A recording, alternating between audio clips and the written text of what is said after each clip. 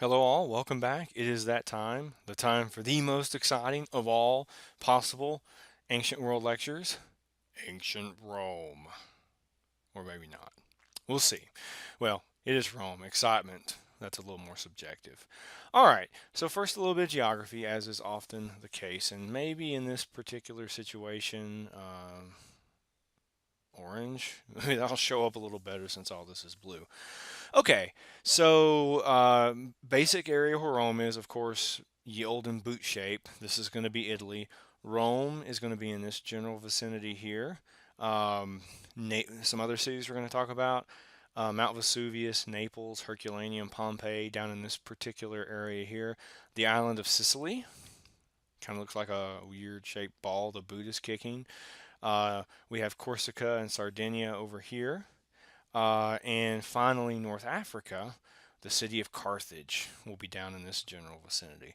Basic cities, so Carthage, Rome, those will be the two cities where who will fight in what come to be known as the Punic Wars. They're called the Punic Wars because the Romans win, so they name the war. That's how they remember. And their word for Phoenician, remember the Phoenicians from way over yonder. Well, one of their colonies was Carthage, so their word for Phoenicians is Punic. So that's why they end up being called the Punic Wars. A few other things to note about Italy. There's a mountain range that's kind of part of the Alps that runs down through the center of the boot, almost like a seam in a big boot. Those are the Apennines. And then finally, of course, the Alps, the big, big Alps. The Matterhorn. I need some dramatic music. It just sounds dramatic. Off to the north. Oceans, of course, the Mediterranean is the main sea here. The Adriatic. Adrian. Adriatic will be the sea over here. And I'm going to have to pause for just a second. I know we just started, but as is usual. All right, sorry about that. Of course, I take all the dogs out. Everybody needs a bathroom break, and nobody needs to do anything. So I'm like, all right, I'm gonna go make my video now. And then as soon as I do that, ring the bells, yelp, scream, time to go out. Okay, so we covered some of the major features here, major places we're gonna be talking about. Come on, there we go. Back to that color. Um, Notice that this area, in some ways, geographically, is similar to Greece. And so, a lot of what we're going to talk about with the early history of Rome is going to be almost exactly like what we talked about with places like Athens and Sparta. And that doesn't mean they have the same institutions, the same people, all that sort of stuff, but they're going to be, the governments here are going to start out as kingdoms. Kings get overthrown. Eventually, we establish some sort of mixed constitution type government where we have offices typically run by the aristocracy.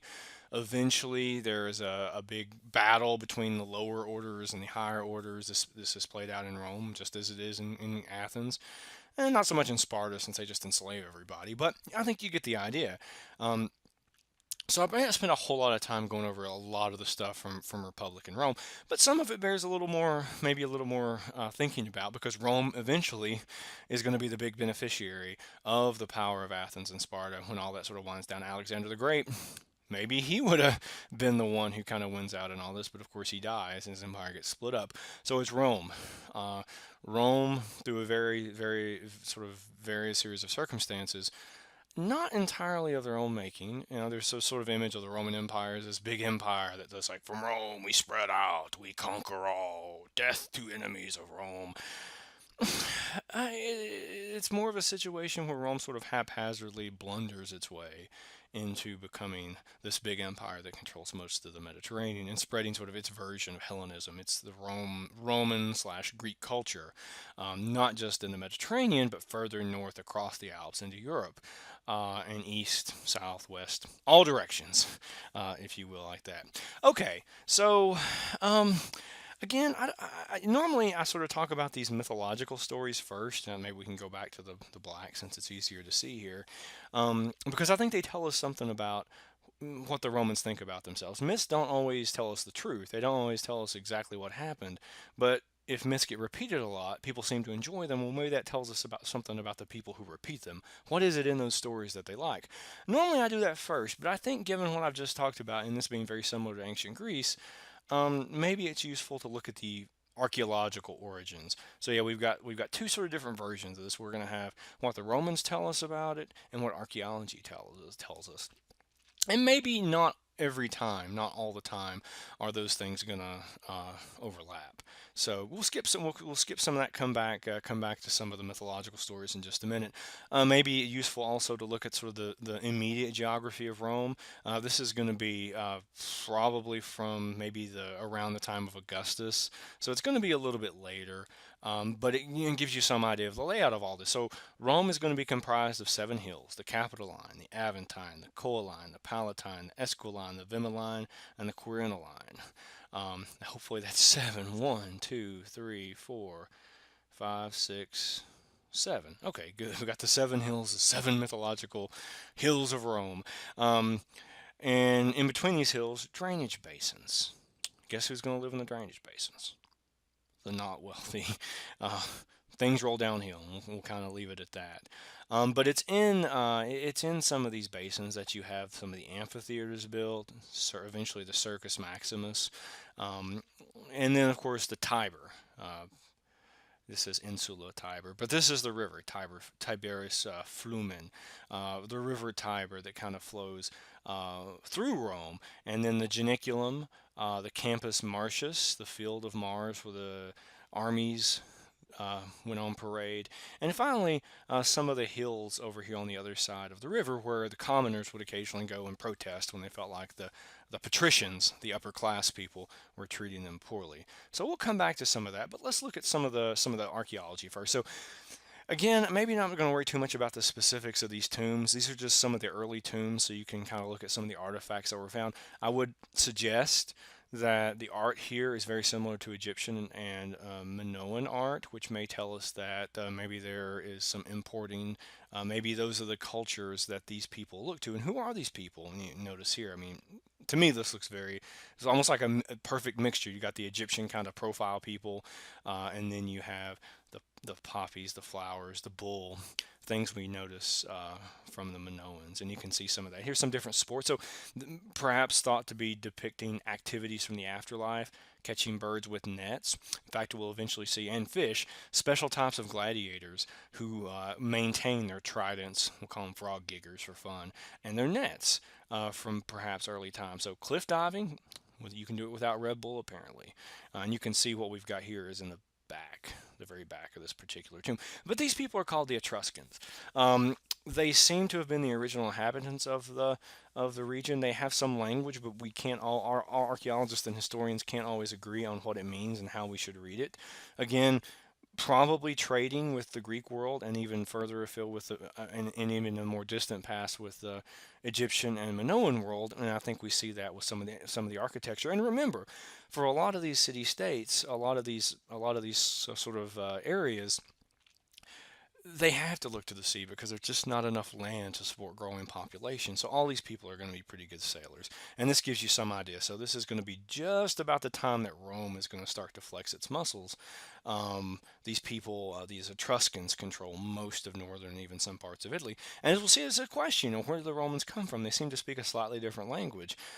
Maybe their myths give us some hint to this. But also, look down here at the Greeks. Remember, these people are colonizing. They're sailing, as Homer would put it, the wine dark sea. So it's not entirely implausible that some of the stories the Romans tell about themselves, maybe there were some people, different people from these Etruscans that eventually move in. Etruscan tomb, family oriented. A lot of these cultures, they eat laying on couches, so maybe this sarcophagus is supposed to indicate a happy banquet scene in the afterlife, happy family times, good old times. And we'll see as we go through these set of slides. Family life, even among the Romans, is going to become very, very important. The paterfamilias, kind of like the Godfather. Go watch the first opening scene of the Godfather movie, and you'll have a good idea of what the paterfamilias is supposed to look like. Maybe the Romans are a little harsher than this Etruscan portrait would indicate, which seems to be more of a happy family. And that's just creepy. We're not going to spend too much time on that. So yeah, these are some of the things I've just talked about. It seems the Etruscans were trying to start to consolidate some of their territory. Again, we don't have a lot of written records from this time other than what the later Romans who do went out tell us, so maybe we have to take that with a grain of salt. But there does seem to be some competition among the wealthier families and among some of the other locals as to who's going to be in charge of all this. Um, different sorts of names, some of the different sorts of names than we'll see with the Romans. So maybe the Etruscans are in fact uh, different people. And in fact, when we read some of the mythological stories that we'll look at in just a minute, a lot of the names. I have a Tarquin right here. These will be names that the Romans mention as people who try to rule them. So maybe, again, maybe the Romans are giving us only one side of it, but maybe there is some uh, truth to some of that. And this is some guy just getting ready to watch the next UT football season. Perhaps, perhaps not. Okay, so yeah, seven hills. Okay, so we're going to go back though for just a minute. We've talked about some of the realities. Let's talk about some of the. Oh yeah, and this kind of in some ways maybe what I should open the whole set of slides on, because if this is the symbol of your city, we have what do we have? We've got the Lincoln Memorial, the American flag, the eagle, symbols of who we sort of think of ourselves as. They have a gaunt, mean-looking she-wolf that's nursing two babies. Okay, and they put these things up. These are the twins Romulus and Remus. Okay, maybe that's not the right order, but you get the idea. The twins Romulus and Remus, mm, sons of the god of war. Maybe that tells us. Maybe that tells us a little something. So I'm going the wrong way again. Okay, so what are the stories? What are the stories that we have? So the first of these stories, or I shouldn't say the first, I should say the one that goes back furthest in time, actually comes later than some of the other stories. A guy named Virgil, who was a poet when the first Roman Emperor Augustus, the title he gives himself is Augustus, but his name's Octavian. Um, he works for Octavian to sort of create an epic like the Iliad and the Odyssey, but one that makes the Romans look good and projects the kind of family values, martial values, the sorts of things Augustus wants his people uh, to have. And so, again, maybe take some of this with a grain of salt, but maybe some of the story, if the fact that these things are remembered, the fact that people like this stuff, maybe that uh, tells us something about the Romans, the real Romans who we're going to meet in a few minutes. So, how's the story go in the Aeneid? The story goes that Troy, so the Romans claim to have been exiles from Troy. Um, the Romans say that a guy named Aeneas, who was the son of the goddess Aphrodite, the Venus, as she's known by her Roman name, goddess of love. She warns him that he needs to get out of there. His wife is dead. His wife's been killed. His father's really old and decrepit. He's got a really young boy, so he's like a single dad. She's like, "You need to get out of here. The Greeks are going to destroy the city," and they've already, in fact, the Trojan horse has already happened. Troy's been broken into. If you watch the movie Troy, in fact, at the end, the Orlando Bloom's character Paris hands like some stuff to this guy who calls Aeneas. He's like, "Aeneas." Yeah, that's why they call it the Aeneid. Here are the gods of the city. Go found a new city somewhere. That's the scene, right? So the Aeneid is the story of this Trojan hero Aeneas from Troy to Latium. This is where we get the word Latin from, the place where Rome is going to be founded. Story goes he swept off course. He ends up in Carthage. I wonder what's going on there. Maybe Virgil's trying to hint at a future war where he falls in love, madly in love, with the Queen of Carthage, Dido. They make mad love in a cave. The gods are all being voyeurs and watching, but all of a sudden Zeus finds out and he's like, "You don't have time for this, and besides, that's my job. I'm supposed to attack helpless women." Uh, and he sends Mercury down, and Aeneas has to leave. Dido, distraught over all this, passes a curse on the descendants, and this is like the reason why there's enmity between the Romans and the Carthaginians, according to Aeneas, before she piles up everything that they had exchanged in their relationship, sticks his sword on top of it, falls on top of his sword, has her sister set her on fire. Maybe that tells us something about how the Romans think about what they think about women. And we'll see if that's borne out in some of the laws and things that they pass. Aeneas looks back, sheds like a single tear, and then drives on, where he kind of has to do like a Legend of Zelda thing and save the princess from the evil tyrant. Not going to get into too many of the details. You can find a summary of the Aeneid really quickly. But essentially, he ends up helping found a city. His son, Iulus, originally named Ascanius, gets a new name. Got to have a new name if you're going to be the son of a hero. He will become the first king of this city.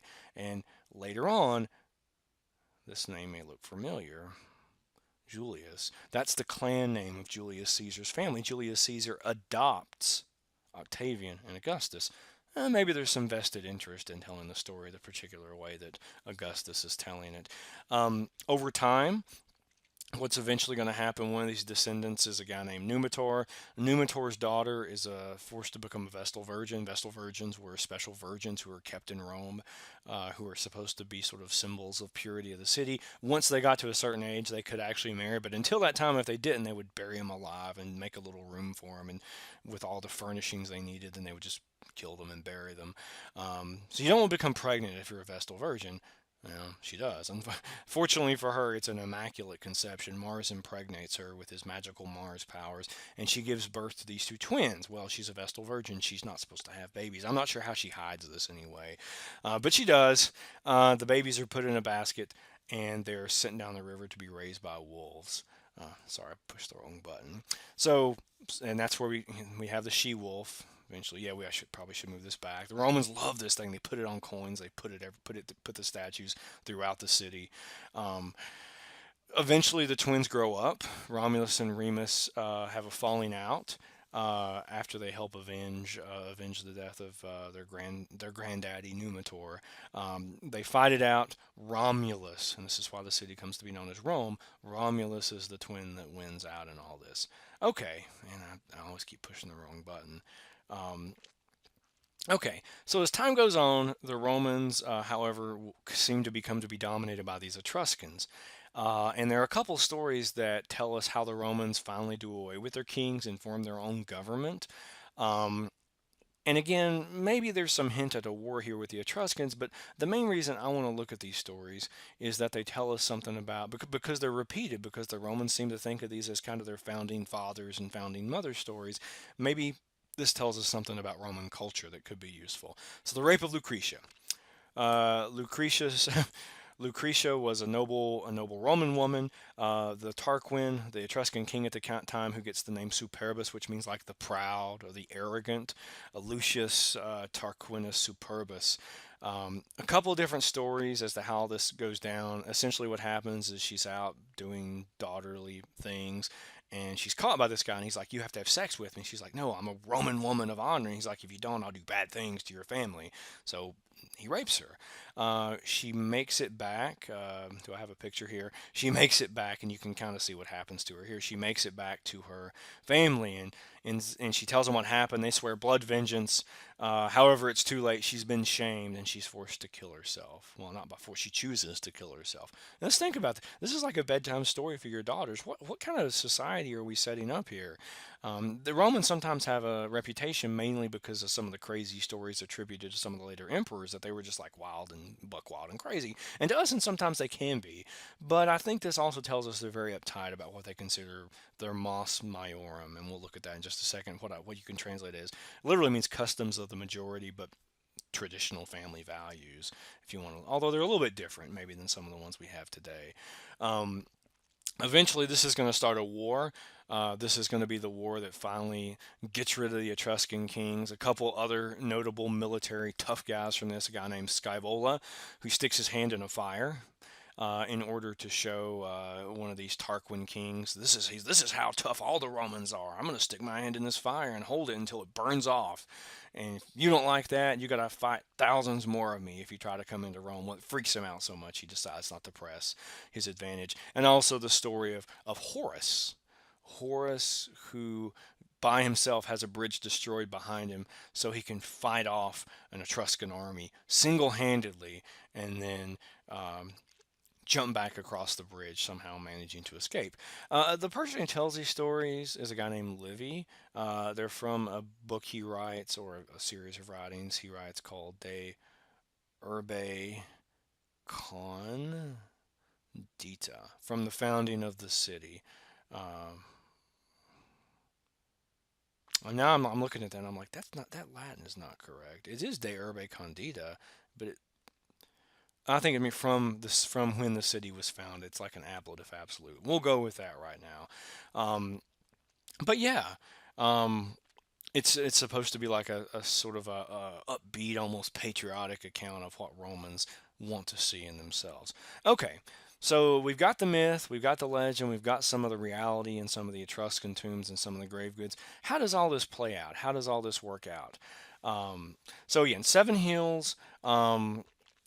I'm not going to worry too much again about all these specific offices here, how these things are formed. Again, it's probably very similar to what we see in Athens, especially Athens. Sparta is its own little world, but Athens, Thebes, Corinth, some of these somewhat more mixed constitution type states, this is going to be very similar. You have formation of courts that give people voices. You have a council of elders like the Senate. Do I have a consul on here?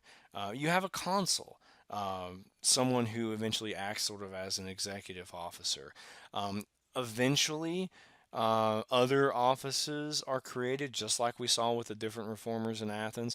The Council of Ten, the Decemviri, dictators, maybe people who were wealthy enough to own horses. The office of dictator eventually becomes someone who's allowed to hold command for a very small period of time. But because the Romans sort of realized sometimes having like 30 people trying to figure stuff out can lead to more problems when decisive action is needed, you elect a dictator to do whatever he's supposed to do for that time. Eventually, they come up with their own body of laws, the 12 tables. A lot of these laws reflect what some of the problems were at the time, problems of how to deal with critters getting into the wrong fields, problems of how to deal with divorce. Women in Roman law are not considered ever to be a majority. In other words, can never make their own decisions. Um, Women are not, it's feared that women might defame the city state by weeping and gnashing their teeth when there are funerals. So it shows you a different kind of a world, and a lot of debt, like we saw in Athens, is debt slavery. These people that are really poor, the creation of kind of a permanent underclass. And my favorite one of these laws for traitors and patricide. So patricide, someone who kills their father, is thrown into the ocean. Uh, in a bag with like a rooster, a scorpion, and a snake. I get the animals mixed up sometimes, but it doesn't sound very fun to me. And then the Tarpeian Rock. You get thrown off the Tarpeian Rock, and the idea is, well, we didn't really kill you, the ground killed you when you hit. Oh, it's not our fault. The gods must have wanted you to die. If you survive only with horrible, mangled injuries, well, the gods wanted you to live. Yeah, probably not good. Okay, so what we're going to see in early Rome is that Rome will, like some of the Greek city states, have trouble with its neighbors. And it's from this trouble that the early Roman Republic and the early Roman sort of powers are going to develop. During this time, it was reported there was a guy named Cincinnatus or Cincinnatus, something. He I was going to say, I get him confused with Cicero, what their names mean. Cicero, I think Cicero names means garbanzo, being chickpea, the stuff you make hummus from. Not Cincinnatus then. Um, and it's another one of these sort of mythological stories that we have. And this one's going to actually have a long shelf life. In fact, it'll be Thomas Jefferson loves this dude. It's a guy who was out plowing his field one day, and the Senate sent some messengers to him uh, and said, "Hey, we got an army bearing down on us. Can you help us? Can you help us fight it off?" And he's like, he looks at his sundial on his hand, right? It's his little watch, and he says, "I got dinner coming up in a few hours. Can this wait?" And they're like, "No, we're about to die." And so Cincinnatus throws his plow down, goes off, defeats the army, comes back. And this is the idea anyway. The Romans seem really terrified of giving one person power for a long period of time. It's almost like a cultural shock memory. And maybe this does indicate that sometime in the ancient past there were problems with kings. But also, I mean, Hesiod doesn't like that in ancient Greece. The Greeks don't like it in Sparta. So maybe this is a common theme that we see across the Mediterranean. There's a statue of Cincinnati, or Cincinnatus in Cincinnati, who, of course, is the city's named after him.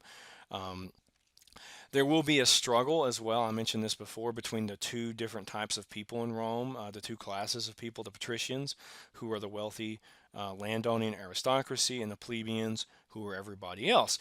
Problem here seems as though, like we saw in Athens, the patricians control most of the cool offices that get stuff done, and the important magistracy. So they're the judges, they're the executive officers. The plebeians don't always like this. They get mad. They go leave the city, refuse to work until they feel like their case has been heard fairly. And so eventually, out of this, you're going to get several officers and opportunities now for people from plebeian backgrounds, from plebeian families, to participate in Roman government. Other further troubles with invaders, not really much use in sharing. I mean, this doesn't add a whole lot, I suppose, to the overall lecture, other than the fact that the guy who's in charge of defending the Capitoline Hill when the Gauls invade has the greatest name in English ever, Marcus Manlius. It doesn't actually mean what you think it means, um, but he's fighting, and the reason he knows that the Gauls are trying to invade and take Rome, and the Romans will not like the Gauls after they're sort of terrified of the Gauls. Come right, they fight naked with quicklime all over their bodies with only like golden torques on their necks, and they really freaks the Romans out. They're like, this is crazy, you shouldn't be doing this. So the Gauls actually managed to defeat most of Rome except for the Capitoline Hill, and that's where Marcus Manlius is keeping watch one night. Well, he dozes off, and all of a sudden he hears the sacred geese. Do I have the? Yeah, there we go. There's still part of a temple carving left for the sacred geese here. The sacred geese, the Jupiter Optimus Maximus. And yes, the Romans do call the chief. So the Athenians have Athena. The Romans have Jupiter Optimus Maximus. And what that literally means is Jupiter is the biggest and the best. Our Jupiter is bigger than your Jupiter. Yeah, that's the Romans. That may tell you something about the Romans. But yeah, the sacred geese alert Marcus. Marcus defends the Capitoline as best he can. And even though the Gauls take part of Rome, the the Romans will be able to keep them out for a while. Okay, so the Gauls eventually they flee, they go home. Rome continues on. The Romans call their government the Res Publica. This is where we get the word republic from, the public stuff.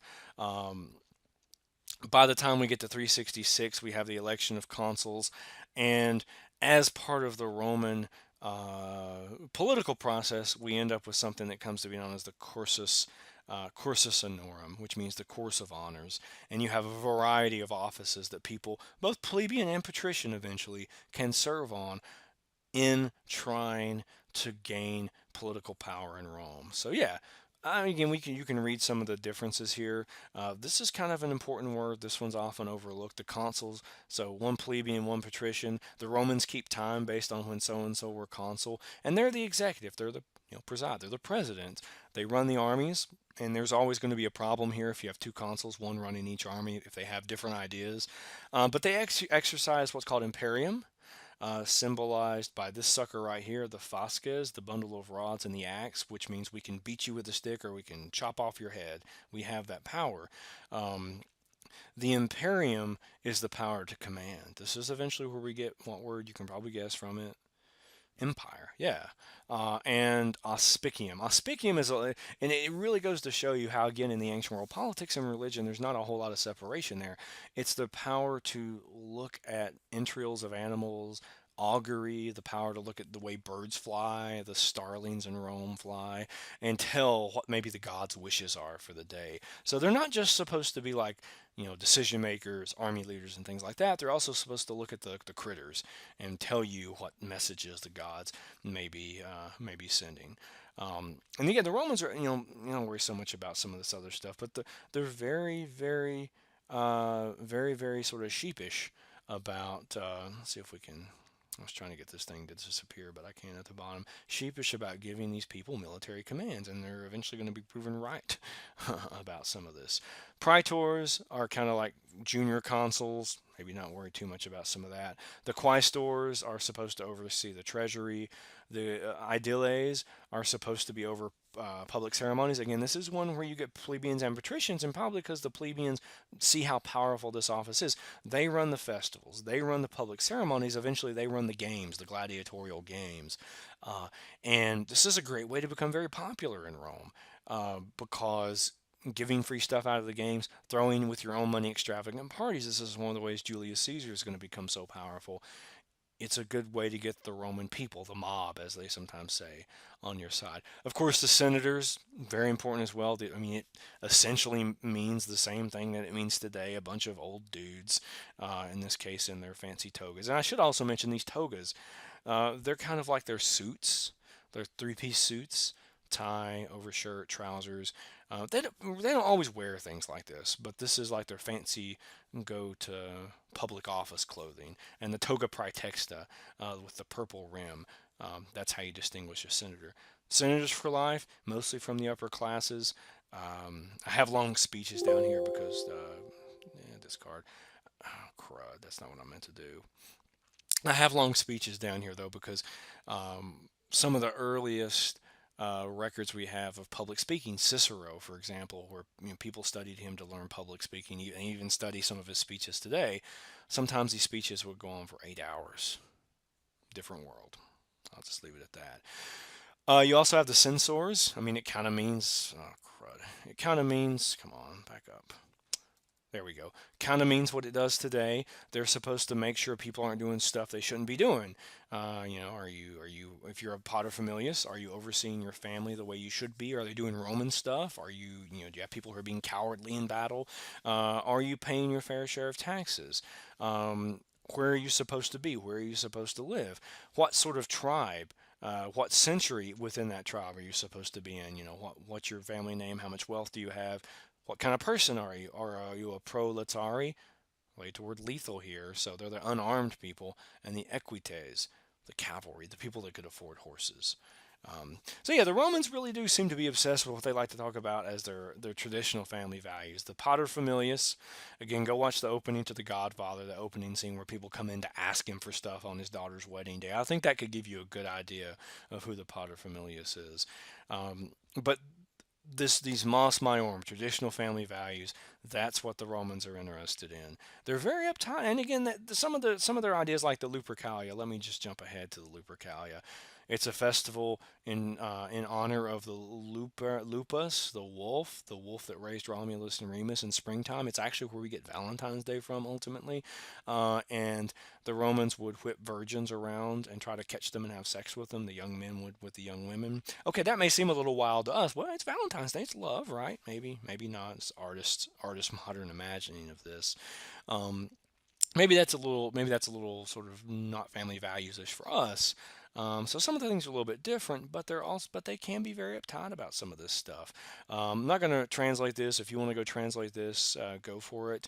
But this is from Catullus, a famous Roman poet, who was really mad because a couple of guys, Aurelius and Furus, had basically called him a girly man, and so he writes this in response to them. And in fact, we get the word religion from the Romans. And you've ever had braces? I don't think they do braces like this anymore, but you just have ligatures. Well, maybe if you're in a medical program, ligament. What's a ligament? It's something that binds things together, right? That's what it means. It's what you're bound to. It's what you're tightly wound up in. So it doesn't mean like beliefs and practices. It means, or it doesn't mean beliefs and faith here. It means more practices and what you do, what you have to do every day. There's a great priest called the Pontifex Maximus. That's where we get the word pontiff eventually from. Literally, it means the greatest bridge builder, but don't say that to people uh, in the Vatican. It makes them upset now. So I've been told anyway. You also have local, or not local, but you have the plebeian assemblies, those kinds of things. So checks and balances. This is the kind of stuff we've looked at before with the tribunes as well. Citizenship, and this is what's going to mark the Romans as particularly different. But I think it's not just because the Romans are different. I think it's because circumstances, as they happen, force the Romans to be a little be a little different. In the ancient world, citizenship is a very carefully guarded privilege. Only born in the city, born of someone who owns property, you need to be a male. These things are not given lightly, and the Romans aren't going to be all that different about giving citizenship. They're not going to give mass give citizenship and rights to women. But as the Roman Empire becomes an empire, they're going to realize they've got a lot of people who want to participate in this stuff, and so eventually anybody that wants to, well, within limits, it gets expanded quite a bit. And I think this is one of the reasons the Roman Empire works out so well, because they let people in, they let people participate, at least at first. Again, once they get to a certain point, it gets a little trickier. But this allowing, hey, come in, hey, hey, come work for us. We'll let you become a citizen. You can have rights. You can vote. You can do this and that. You can have participation in government. This is appealing to some people, especially people who've never seen anything like this. People from the sort of more areas where politics is very, very local, very, very what we might call tribal, like the Germanic lands. So, citizenship. Um, will be something that distinguishes the Romans from some of these other places. We've talked about some of this. Jupiter Optimus. I mean, Lord have mercy. Don't even pull any punches. Just say our Jupiter is bigger than yours. Just go for it. Notice some of the holidays here. Saturnalia, gifts, merriment, Lupercalia, love. A lot of the modern holidays that we have in the church come from old Roman holidays, and that's because it becomes easier to change the gods than it is to change practices. People found early on that, and you find this, Christian writers writing against this very early in the time in the early years of Christianity.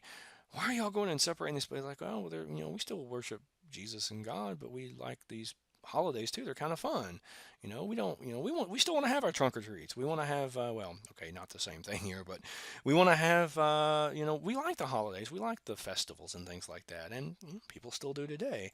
And also, I mean, some of these things do coincide with seasons. The Saturnalia, mid to late December, it's cold, it's dark, it's nasty. Got to have something to make it a little brighter. Spring coming in February, love is in the air, the critters are breeding, the birds and the bees.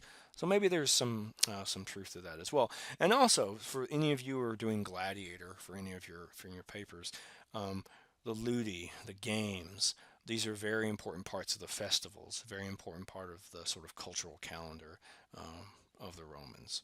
And also local. Lars and Penantes, you're like very household. Like today, so sometimes you go into people's homes and you have black and white photos of their great ancestors they put over the mantle. They're not really worshiping those people, but they want to remember them. I think you kind of see that here, except maybe there's a little more open religiosity about some of that. Okay, so this is the guy who's in charge of all this, the Pater Familias. What he says goes. Under Roman law, he literally has the power of life and death. Potestas, vita life, nectis death, and is the enclitic uh, conjunction. Power of life and of death over everyone. Arrange marriages, punish people how he sees fit. When a baby is born, the paterfamilias, before the mother even gets the child, after the cord is cut, the paterfamilias comes in. He looks at the baby. He can do one of two things. He can say, I bless this child and welcome it into my loving family. Or he can drop it and say, take it out and leave it somewhere. It's not going to be one of mine. That's how powerful this guy is. And look at this. And he's like, that's not my kid. I'm not taking care of that kid. I'm a mean paterfamilias. He would totally be cleaning out. He has cleaning out his shotgun in the ancient world, obviously, but he's sharpening his sword on the front porch. He's like, "You come to court my daughter, boy. What do you do?" Goofy paterfamilias. And oftentimes you would have statues of notable paterfamilias as ancestors in your home, kind of like this over here, and you would have the heads of the even more notable ones. This is not meant to be, sort of totally creepy here. It's meant to sort of be, these are our ancestors. And notice some of the differences here. A lot of the Greek statues, right? When we looked at it, there's like this sort of like hyper exercise, workout, buff in the prime of life. These guys just look sort of like the old, kind of sort of grumpy guys, like normal sorts of guys. And I think the Romans aren't necessarily trying to be more realistic here. They're trying to be more. The image they want to send to people is one of kind of the voice out. What are you doing around my house? That kind of thing. Although, again, a little bit different because it is the ancient world.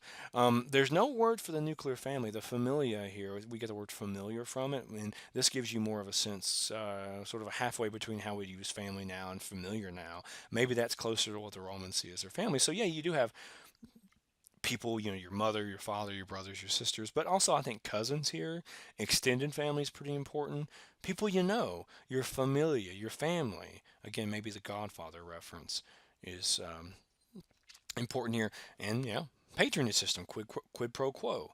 Um, Pretty evident in that. Again, women supposed to be chaste examples of virtue. If you wear certain types of clothing, you're automatically expected to be a prostitute. Interestingly enough, that we've found some evidence from some shoes that have been discovered in some letters that women who are prostitutes would sometimes wear, and well, I suppose men too. This is the Mediterranean world after all, would wear um, shoes that basically said Veni, Veni, follow, like as advertising. Hey, the brothel's over here. But for the average Roman family, Roman woman, you're supposed to be like Lucretia, chaste examples of virtue. That you don't spend your husband's money. You don't go out in public a whole lot. If you do, you cover your hair. Don't want to show people your hair, God forbid. Um, Also, to sort of see the economy. Again, the word economy comes from the Greek word for household, oikos. So oversee the production within the household. Remember Penelope. We talked about her from the Odyssey, Odysseus's wife. Oftentimes, they're running stores in front of homes, as we'll see how a home looks in just a second. Maybe do I have one coming up? We got women there.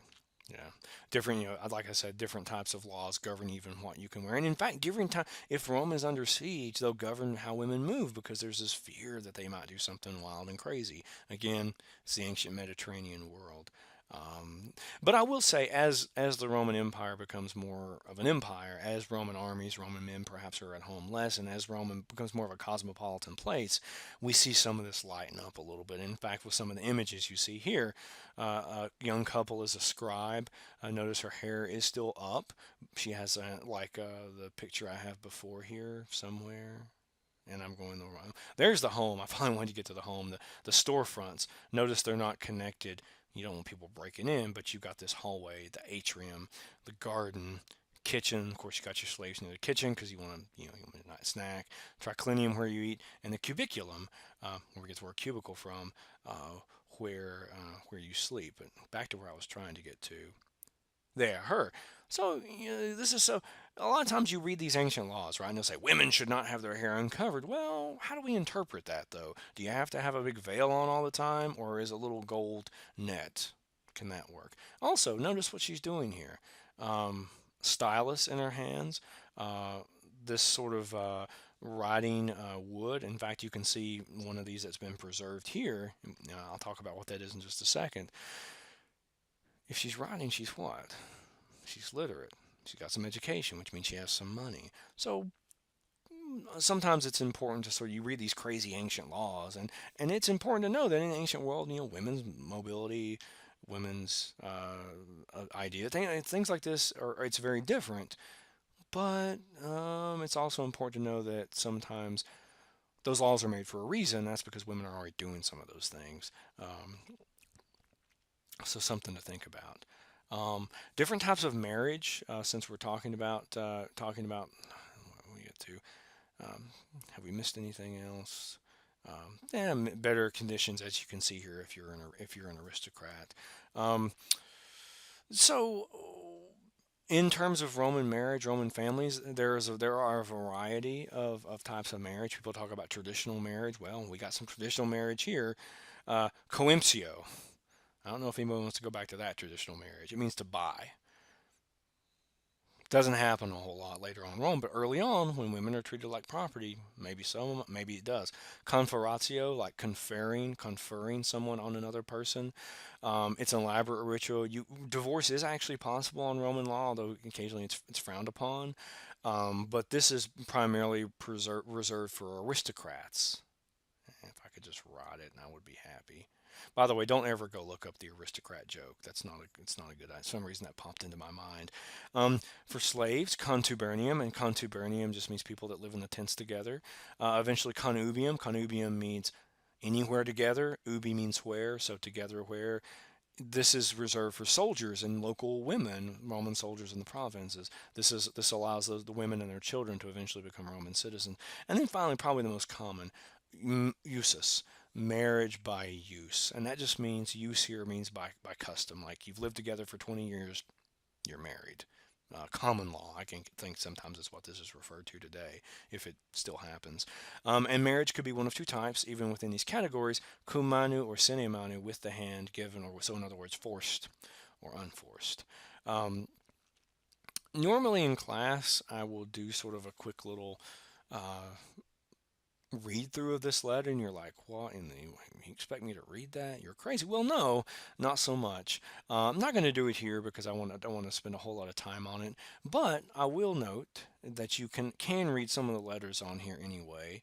um, that's the first letter right there. What's that look like? If you said C, you're right. Second letter, what's that look like? If you said L, you're correct again. So this is actually a birthday invitation. And it goes to show us that, 2,000 years in some ways is a long time, but in other ways, maybe by the time we get within 2,000 years, maybe we have more in common with these people than we do with the Mesopotamians. And that probably has something to do with the fact that the Romans are so successful and Roman culture and eventually the church, Christian church through the lens of Roman culture eventually kind of comes down to us. But yeah, I mean, it's not that hard to read. I don't. Okay, maybe it is, but this was actually found, and I'll pop something up real quick in case you have an interest in this in your free time. A place called Vindolanda. There we go. Not Vindobona. Vindobona is where we get Vienna from. Vindolanda, if I can spell everything correctly. Um, it's an old Roman fort on Hadrian's Wall. Once the Roman Empire eventually gets into northern Britain, the Emperor Hadrian builds a wall. What are we doing? Why is this taking a million years? Oh, I guess we got reenactors. All right, we're doing good now. Got some got some reenactor day planner.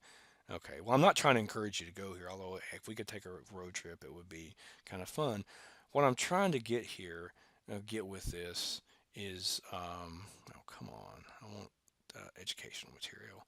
Some of the images, because there's a bog at Vindolanda, and bogs preserve things in an anaerobic environment, and that allows them not to rot. Look at all the shoes. Okay, that's kind of a lot of shoes, but it does tell us something. You know, even things like shoes can tell us something about Rome.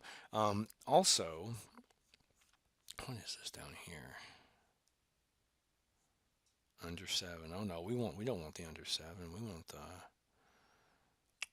11 plus. Basic Latin with Florence. What does this mean? Let's see what it means. Oh, we're gonna open another PDF that's even bigger than my PDFs. Unbelievable. Well, I gotta see what it is now. This may just be teaching people how to do basic Latin. Salve, flores sumain, flores quies, unde es, vendolanda vinio. Winio, if we're doing a traditional tepidarium called, so the baths, right? We can actually learn, this is maybe better than mine. We can learn, maybe not trying to learn Latin here, but by looking at some of the different words, we can see some more things about Rome. Bathhouses, you have the tepidarium, that is the warm room. The caldarium is the hot room. The frigidarium is there's like a process you go through that's supposed to help purify. You sweat, cold, pores, things like that, and massages. And so you see why maybe eventually some of the people kind of like this stuff. If you're living like in some cold Germanic land and someone's like, hey, I went to this Roman place and they had these baths where you got public massages, you're like, oh, what the hell? We're doing that. Yeah, we're going. Now you can see some of the writing tablets here. So it's really amazing that some of these were preserved. 2,000 years to still have writing on a piece of wood. Not too shabby. Why is this thing 500 megabytes? It's like two slides. I thought this was, my slides are like 120 slides long to get to 500 megabytes. All right, well, education material. But yeah, check it out. Look at Vendel. Look at some of the tablets. Look at some of the, if you're interested in that kind of stuff anyway, something to think about. Um, okay, so we've covered some of the Roman family. Slaves are also going to be important in Roman society. Early on, most of these are going to be like they were in ancient Greece, acquired through debt. But as Alexander showed us, conquest can also lead to enslavement. And so eventually, slaves will become a big part in helping the Roman society function. Almost plantation like sorts of things for growing grain to keep the people of Rome and the Roman army's bellies full. Um, Slaves can be freed. There we go, pop up by their patron, Patronus, for you Harry Potter fans. That's where we get the word from. And in fact, slaves could actually rise pretty far in society. A baker. Any thoughts on what he wanted his tomb to be? It's a giant bread oven. Yeah, so he wanted people to know I was a darn good baker, and that's how I got to be free. This isn't actually a slave's tomb, but since we're on the topic of tombs, I threw this sucker in there. Some as the Romans, and it gives this. This is kind of a good example of how the Romans sort of see themselves. They don't always do a lot in creating. I think maybe the biggest thing we could think about that the Romans sort of create is an empire in terms of a political state and the memory of that political state, and the the offices and the way the church develops within those political parameters as time goes on. what I'm trying to say is the Romans don't do a whole lot culturally in some ways. What they do like to do is see cool stuff everywhere they go and then try to recreate it in Rome, although not always with a whole lot of luck. And so here's someone who's like, those pyramids look like a great idea. When I die, I want to be buried in a pyramid. Well, if you got enough money, it is Rome. And, you know, sometimes reading tomb inscriptions, epigraphy, learning to read things from inscriptions, that's the science of the science of epigraphy is that we can learn some things about husband wife relationships, things like that. So if you want to read that, go through it. It's a little sad though, and I don't feel like being sad today. And we've already looked at kind of how the shop, the home, the shop, the different places in the shop look. Because of course, again, Pompeii, Mount Vesuvius erupted, covered it in feet of ash and preserved it, we can actually see what some of these Roman homes would have looked like. And they have what we might think of as garish paintings all over the wall, but paintings that show scenes from Rome, window scenes, garden scenes, sort of like it's like wallpaper, like some was popular in the early and mid part of the 20th century, but they don't have paper here, so they just paint. If you want a beautiful scene and maybe you live in the heart of a city, paint it on your wall. Get up and go look at that in the mornings. They seem like birds, magpies. I think it's some kind of a corvid. The Romans are okay at still lifes, but when it comes to other paintings, maybe not so much. This is going to be kind of the peristyle garden, and I want you to keep this in mind for when we eventually talk about monasteries in the Middle Ages. A lot of early Roman or a lot of early medieval towns and early medieval monasteries are actually converted large Roman villas. And so, this idea of having a big kind of quad almost, that sounds familiar, doesn't it? Like an area, like a green space. Eventually, this will get adopted into a lot of monasteries. We'll see this with some of those in France. And eventually, some of this sort of architecture will be used in universities, cathedrals, that kind of stuff.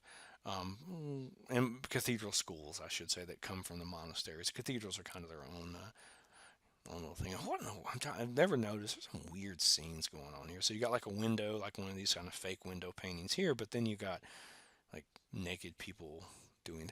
And before we move on past this, something else we'll look at really quickly.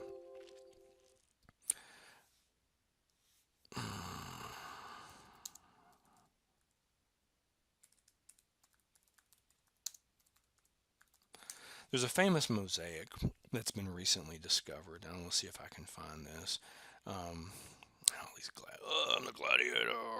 It's like Russell Crowe went back in time, and there he is. Sorry, I covered the microphone up. Had to sneeze, and I didn't want to do it right into it. Let's see. Where are my female ones though? There's a very interesting series. There seems to have been a what is it? Following Hadrian. It always pops up when I want it to.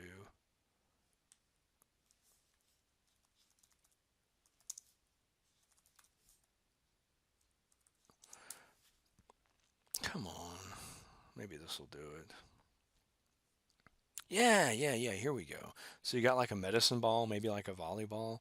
Some of the uh, athletic competitions for women, if it'll ever load. Yeah. Notice bikinis already in fashion. Uh, Even when we go back, you might like, God, that's not real. No, it is. It is. Sort of like it looks like a discus throw. Some look at that little dumbbells. Yeah, maybe in some ways things aren't quite as stodgy as the Romans would have us believe about some of this. Anything else? Okay, we're not going to worry about that too much. We're just going to move on. Well, we're about to go to the brothels at Pompeii, so yeah. Unfortunately for Pompeii, it's really fortunate for us this happened because so much is preserved. Unfortunate for the people of Pompeii. And is this person here not the biggest badass in all of world history? Oh no, we're not ready for that yet. Come on. There we go. Like this dude is getting covered with superheated volcanic flow and ash, and he manages to get up on his elbow. You win. You win. Poor dog. Sad. But so Pompeii itself, because of the big volcano up here, Mount Vesuvius, Pompeii is like of Las Vegas for the Romans. And so, as you would expect, I think this particular brothel that we have here was called the House of the Wolf, and because literacy is such a problem at the time, people just had they can talk, but writing, well, that's a reading, that's a different matter altogether. You have like a menu of items, and so you're supposed to walk in and poke, this is what I want to have done. And if you look up Pompeian brothels, I'm not going to do it here, but you might see an interesting um, list of services. Okay, enough about some of the Roman culture. On to some of the political history of the Romans. I'm not going to worry too much about the Samnite Wars. What we're basically going to see here is a gradual beginning of an extension of citizenship privileges. Not early on, but the Romans are going to start to learn if you don't want to piss all your allies off, it's best to be nice to them. So maybe not worry too much about the Samnite Wars. Sort of the same thing with the Italian Wars. Oh, look, they conquer Mr. Tumnus. Well, not the same place, but Narnia, 299 BC. But it's out of this they start to get this idea. Maybe instead of conquering people and telling them what to do, maybe it's a better idea to get them to work for us. So yeah, um, things that are going to change about Rome as war becomes more and more common. We'll especially see this with the Punic Wars when Rome becomes the most dominant power in the Western Mediterranean. What does war bring? Power, slaves, wealth, plunder, public fame in the form of triumphs. These things are going to fundamentally change Roman society. What we will eventually see is I think already by the time we start to talk about the end of the Punic Wars, we're already talking about a Roman Empire. Even though we don't have an emperor, Romans are already sending people out to tell other people what to do. So we're going to eventually see the formation, the fundamental change, let's put it that way, of this Roman Republic with all these offices. This whole thing is going to kind of morph over time through these wars and perhaps through human greed, perhaps through just sort of random circumstance, into something that becomes the great Roman Empire that we're probably all a little more familiar with. So yeah, you get really nice stuff if you get a triumph. You get awarded a triumph. You get to bring all the stuff back. Notice what that is. This is from, I think this is from Trojan or Hadrian's triumph when in the 70s AD Jerusalem, there's a revolt in Jerusalem. The temple's destroyed and they bring back the big candle thingamabob. It's called a menorah, but I'm not sure if this specific one has a specific name. Um, and you get big arches and big, I don't have Trajan's columns and big pieces of art built to and for you. So there's an incentive here. And also, if you bring a bunch of stuff like this back, maybe you don't need it all. Maybe you use it to fund uh, the games in Rome. Maybe you bring slaves back to fight in the games. Maybe that allows you to have more of a voice when the people, when people decide who they want to be in charge of this or that. So maybe we look at it as corruption. Uh, Maybe we also just sort of see as a natural evolution of how of what was the Roman state. Okay, the big wars, the most important of all the wars. If you get any questions about Roman wars in the Republic, it's going to be these wars, are the Punic Wars. Let me go to a map. This will kind of sum all this up. These wars are going to be between Rome and Carthage. Notice Carthage controls most of North Africa, parts of Spain, Rome, most of Italy here. They're going to be over who's going to control all this. And if you control this, you if you control Sicily and all the rest of this, you control trade through these two straits. If you have a navy, thereby you control most of the Western Mediterranean. So these Punic Wars are going to set the stage for what Rome is eventually going to become. The first of the Punic Wars is fought over Carthage. The Romans and the Carthaginians kind of come to a stalemate in that one, although maybe leaning a little on the side of the Romans. This is the first war where the Romans have to build a navy. Do I have an image of their ships they come up with? The Corvus. The Romans come up with this very bulky, but in some ways very ingenious idea. Remember, fighting in the ancient world is often done like you put your hoplites, your Roman soldiers, on a ship, and you try to ram the ships. Well, the Romans are like, well, that's kind of dumb. Once we ram the ship, we can't move. Let's just build a giant gangway with a big spike on it and have that conk down into the other ship, and that allows our soldiers to go across and fight their soldiers. Um, with a little more ease. So the Romans are able to, in some ways, win the First Punic War. And you know the Romans aren't going to be outdone. The Greeks have their triremes, well, the Romans build their quinquiremes, 5 rows of oars. So Rome is going to win the First Punic War, although not by too wide of a margin. The Second Punic War is going to be the most significant. The Second War, the son of the Carthaginian guy who was in charge of Sicily, who could be seen to have lost Sicily, his name is Hamilcar Barca, I believe. His son is Hannibal, and Hannibal will not be very happy that this has happened. So the Second Punic War is going to, and even the first one is going to kind of show us the Romans' MO, the modus operandi, their way of doing things, how they get involved with all these far-flung places. Locals hearing about the Roman victories, and it's going to be even more pronounced after they win the Second Punic War. They're going to say, "We have a local problem. You Romans seem like you're good at settling things. Can you come settle things for us?" And the Romans will say, "Well, sure, we'll do that, but you have to agree to not cause problems, to give us something to do what we say after this." And they'll negotiate special contracts with these local areas or with local leaders. Um, they go get the job done. The Romans come back more powerful. The local leaders are kept in power, at least the ones who negotiated with the Romans. And it's because the Romans get embroiled in all these local disputes and eventually in disputes that are even further and further away from Rome. That's the way all this happens, and it happens like this in the Second Punic War. The Romans are already sort of dealing with some people. Let's go here in. In what comes to be known as Spain, Hispania, the Roman province. There's nearer and further Spain. Not going to worry about that. But the Carthaginians are also there. So the Carthaginians are like, okay, you've already kind of caused trouble for us here in Sicily. We're gonna make sure this doesn't happen again. And this Hannibal guy, again, the son of the guy who lost Sicily.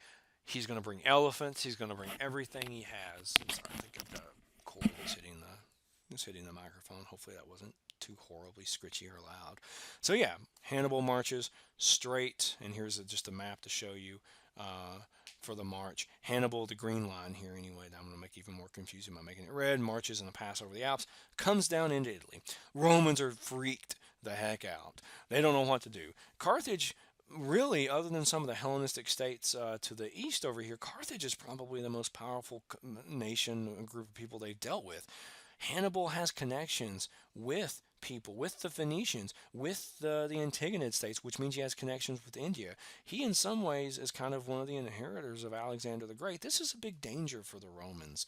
Um, Takes his elephants over the Alps. Well, as far as you know, no one fell off a giant. You can see the pass that he goes over here. It's not like a giant precipitous drop or anything, but it's not a good idea to take elephants, which are used to warmer climates. You don't have woolly mammoths. This isn't like Game of Thrones, over giant snowy passes.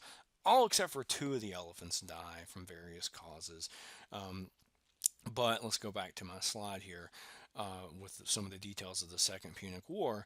Hannibal is going to be very victorious. Unfortunately, Hannibal will never be able to push his advantage all the way home and defeat the Romans. So remember, the Romans have 2 consuls. 2 consuls in this case have 2 different strategies.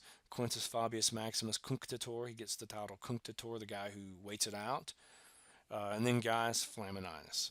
Um, Cunctator's strategy is let us pull everything back, take all our harvest in, deny Hannibal and his large army. And to be honest here, the large army needs to be able to get rations since it's so far away from its base. Let's deny him that food. Let's wait him out. As is usually the case, nobody likes the wait him out strategy because nothing's getting done. Let's go out and let's go in the battle and fight. So, new consuls are elected, 2 new consuls. One decides, Flamininus here, tries to take the fight to Hannibal at Lake Trasimene, stretches his army out. Hannibal surprises him from above on a mountain. Um, let's get the map here. Flamininus is sort of stretched out through here. Hannibal rushes down in the fog, drives people into the ocean, Lake Trasimene. They die. The second battle, and this is Lake Trasimene, looks very happy and bucolic today. The second battle, horrible battle, the Battle of Cannae. Romans claim that 80,000 troops went out to Cannae. Among them, do I have like some lists here of how many people were at Cannae? I used to have, yeah, of how many people. Come on, work again. 80 senators killed, maybe as many as 80,000 men killed or enslaved. That's probably an exaggeration in troop numbers, but it's a devastating blow to Rome. How are you going to recoup this loss? Hannibal's probably going to win after the second battle. And in fact, the Romans are so freaked out by all this that they go uh, to Troy. They're like, okay, well, we originally came from Troy. Let's go find some ancient gods and bring them back, and maybe that'll turn the tide. So they look for this goddess called the Sibyl, um, the Magna Mater, the Great Mother. And this is probably, if you remember all the way back to those slides on the Neolithic, that like fertility goddess, it's probably what that has evolved to in Turkey or in Anatolia, Asia Minor, all the same place where Troy was. It's probably what that has evolved to at this point. And the Romans are like, oh, it's an ancient noble goddess. We must bring her back and she will show us the way. Well, they bring the priests back and they find they're like, oh my God, y'all are crazy. They're apparently self castrating. They go into wild singing trances. They get off the boat. They try to convert people. And the Romans, with their, the Romans have their weird rituals too, and they are exorbitant. Maybe that's not the right word.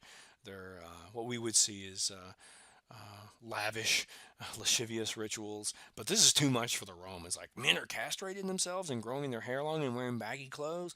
Oh, y'all are crazy. And so it's too late. The cult eventually does sort of take off in Rome. The Senate even tries to ban the festivities, but it doesn't really work. So what's going to happen? Eventually, Hannibal. Let's see if we can go back and find a map really quickly. Hannibal, and you can see in this area here, he does approach Rome for a moment, but Hannibal wants to try to consolidate support of everyone before he goes for the kill. In some ways, probably a considered and careful move, although maybe not the right one here. Um, Hannibal will eventually be trapped down in the boot of Italy. The Romans will then send their own commander in this purple line here, a guy named Scipio, to attack Carthage. Hannibal will be recalled to defend Carthage. And there we go. The Battle of Zama is going to happen just outside of Carthage. And somehow, miraculously, Publius Cornelius Scipio, he gets the name Africanus after this because he, for the Romans, that's Africa. He conquered Africa. The Second Punic War ends in a Roman victory. And this will basically be the end of the Carthaginian Empire. Humiliating terms. The Carthaginians aren't allowed to arm themselves or do anything without Roman approval. Any sort of breach of this contract will allow the Romans to come in and destroy the city. Well, when you know it, Carthage also, with Rome as sort of a growing city, Carthage has some of the nicest grain fields, some of the richest date and olive orchards, grape orchards. I guess that's what you call it. Is it a grape? I'm losing track of what word I want to use here. What's it? A vineyard. That's the word I'm looking for. Some enterprising Roman citizens see this and start to actively lobby against the Carthaginians.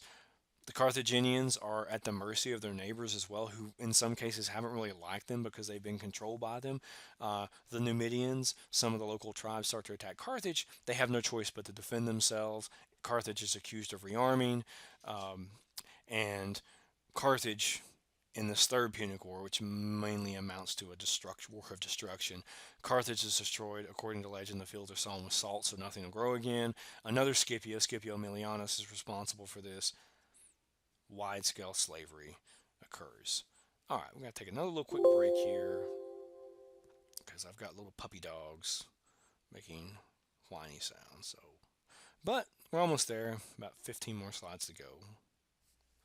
Okay, strange dogs troubles have been solved once again. All right, so now that Rome has become the most important power in the Western Mediterranean, everybody's going to come to Rome anytime they have a problem. Hey, y'all are willing to intervene in our stuff? Oh, y'all got some money? We can come to Rome and see what kind of stuff you have too. People are going to be drawn to Rome. Rome will then, in turn, because I think in some cases the people's reputations as military commanders, they like Alexander the Great. If that's what you do, you got to have wars to fight.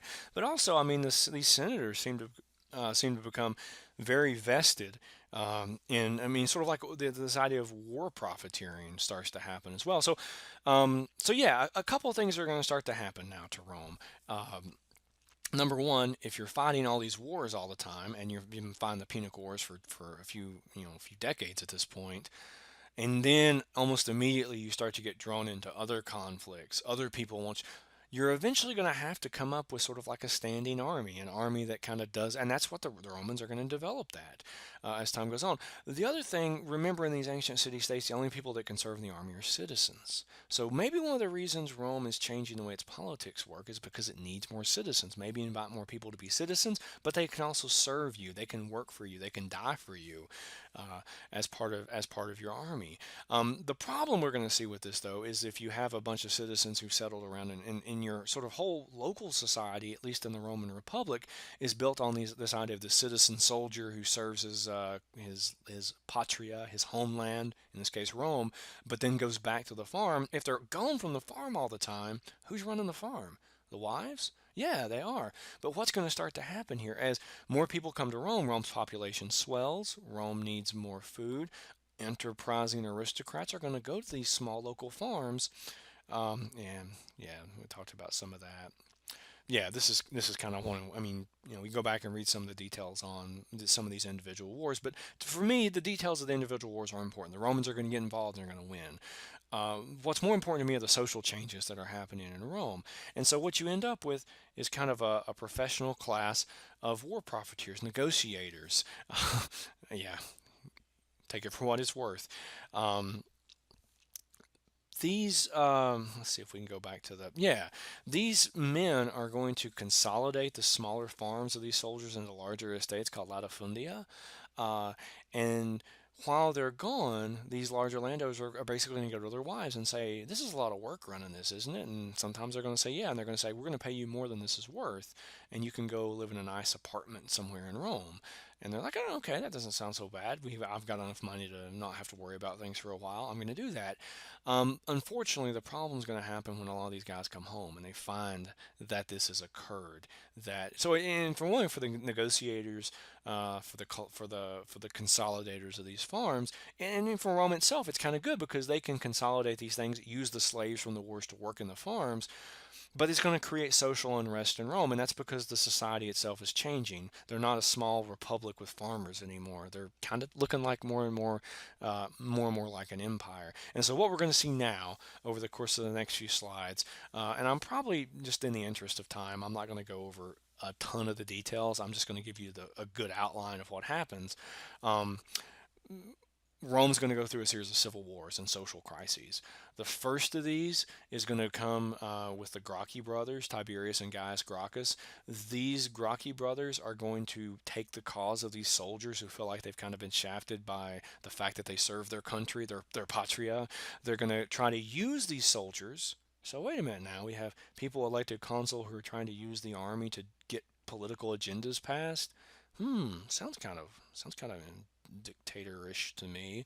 And in fact, even though the Gracchi brothers are often sort of remembered as these sort of like, fighting for the common man, yeah, there's some question that maybe because they are related to the Scipios, maybe since the Scipios are a relatively new aristocratic family, maybe they're trying to make their mark on this too. Both of them come to bad ends. The Roman mob is fickle, and the aristocratic senators are even more so. If it seems as though you might be trying to use your political power or your military power to gain political power or your family name, and they don't like you, they can rouse up the mob to kill you. And that's in fact what happens to Tiberius and Gaius. And it probably doesn't help them that they want to like redistribute the grain, in this case, redistribute wealth, redistribute land. And of course, Tiberius, if he's the one deciding, maybe that's going to raise some red flags, raise some eyebrows. But this is the tone that's going to be set now because violence in the street, using the mob, using the threat of soldiers who follow you to defeat your enemies, that's what we're going to start to see with Roman history now. And so we're going to have a series of consuls after the Gracchi brothers. And oh, look how cute they are with their mommy. And they look much sterner here. Marius and Sulla. I don't care about Livius Drusus. Marius and Sulla are the only two I'm going to care about here. They will, and I think in some cases here you've got people that realize the system is fundamentally changing, So maybe they're trying to restore it in some ways, but you can't stop the tide. The physical realities of what Rome has to do now that it has provinces, now that it has tax collectors, now that it has governors, now that it has provincial armies, now that it has legions and legates and all this sort of stuff.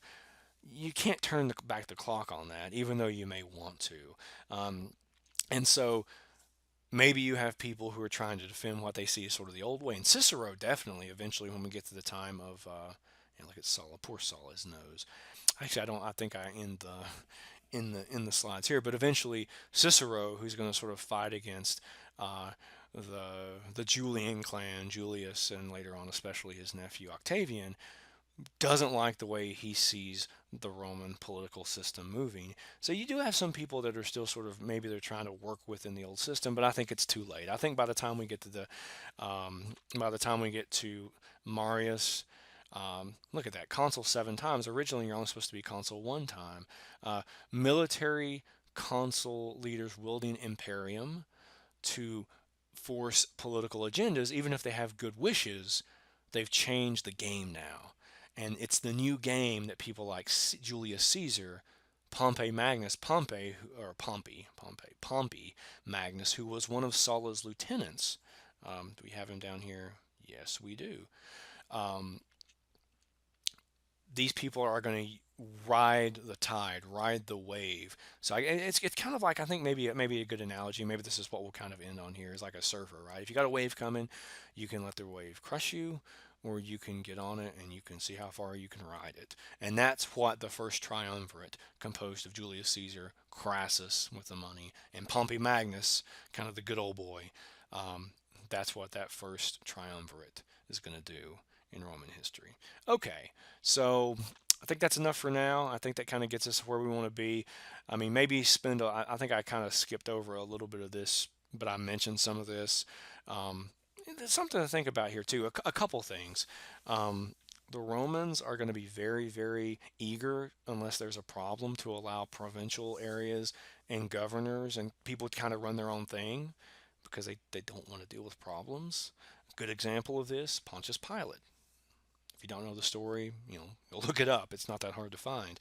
Um, the Jews ask him, or he asks the Jews, who do you want me to kill? He doesn't want to. He wants to wash his hands of the whole thing. They also auction off these tax contracts, and this is going to be one of the big problems that Rome has to face, because the idea is basically it's an auction, like a government auction. Who can collect the taxes from this province the cheapest? Well, of course you're going to try to underbid everybody, but then when you get the actual job, maybe you collect a little more to make up for the fact that you underbid. So those are just a couple of things I wanted to make sure I kind of covered there. Um, I will go ahead and throw one more thing out there with this word, negotiate. The Romans, it's neg. So you might think, okay, what's otiate? Well, the Roman aristocrats have this idea of odium, and it is um, aristocratic idleness, this idea that you've made so much money that you don't have to work. And they really don't like this negotiator. Eventually it comes to mean sort of like business folk or something like that as time goes on. Okay. I think that's really all I want to talk about with the Romans. If you have any questions, let me know. But at that, we'll end. Hopefully, we hit a good time, an hour and 10 minutes or so, thereabouts. 17, a little longer, but it is Rome, a little more interesting in some ways. All right, that'll be it.